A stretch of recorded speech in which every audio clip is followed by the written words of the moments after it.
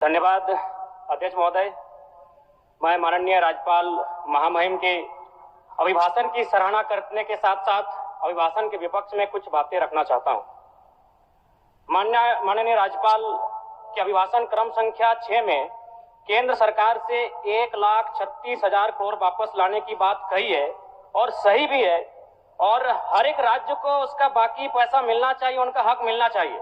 लेकिन अध्यक्ष महोदय, मैं आपके माध्यम से सरकार से पूछना चाहता हूं कि राज्य के सभी बैंकों ने मिलकर 2019 से 2024 तक 5,55,018 करोड़ रुपए दूसरे राज्यों को भुगतान करने का कार्य किया है। बैंक में जो पैसा डिपॉजिट होता है वो दूसरे स्टेट को जाता है, और अगर अभी देखा जाए तो झारखंड का सीडी रेशियो मात्र 36% है, जबकि आप तुलनात्मक अध्ययन करें तो आंध्र प्रदेश का सीडी रेशियो 110 के आसपास होता है, तमिलनाडु का सीडी रेशियो 115 के आसपास होता है। और सबसे महत्वपूर्ण बात कि बैंकर समिति के अध्यक्ष माननीय मुख्यमंत्री होते हैं। अगर इस पैसे को हम लोग बचा के अपने राज्य में ले आते हैं तो लोन के माध्यम से यहाँ के युवा, यहाँ के महिलाओं को अगर निर्गत कराते हैं तो बहुत बड़ी समस्याओं का निदान होगा। इसलिए मैं चाहता हूं कि सत्ता का ध्यान इस ओर आकृष्ट हो।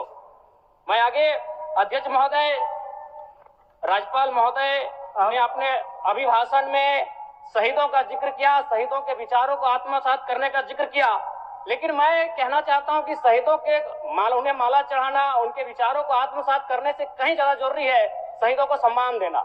मैं एक झारखंड, चूंकि माननीय मुख्यमंत्री भी झारखंड आंदोलनकारी के सुपुत्र, आज वो मुख्यमंत्री हैं, मैं भी एक झारखंड आंदोलनकारी का बेटा हूं, आज मैं विधायक के रूप में आपके बीच हूं, लेकिन आज असंख्य झारखंड आंदोलनकारी के परिवार है जो आज छत बिछत हो चुका है। इसलिए मैं चाहता हूं जिस प्रकार एसटी आरक्षण, ओबीसी आरक्षण और एससी आरक्षण, ईडब्ल्यूएस आरक्षण के साथ झारखंड आंदोलन की लड़ाई लड़ने वाले आंदोलनकारियों के परिवार को, आश्रितों को 5% आरक्षण की व्यवस्था की जाए, ये मैं सदन से मांग करता हूं। अध्यक्ष महोदय, थोड़ा सा और समय लूंगा। अब हो गया जयराम, जब सरकार का उत्तर होना है, अब सरकार फिर बाद में फिर सेकंड पारी में मौका मिलेगा। मान्यवर 30 सेकंड, मान्यवर 30 सेकंड।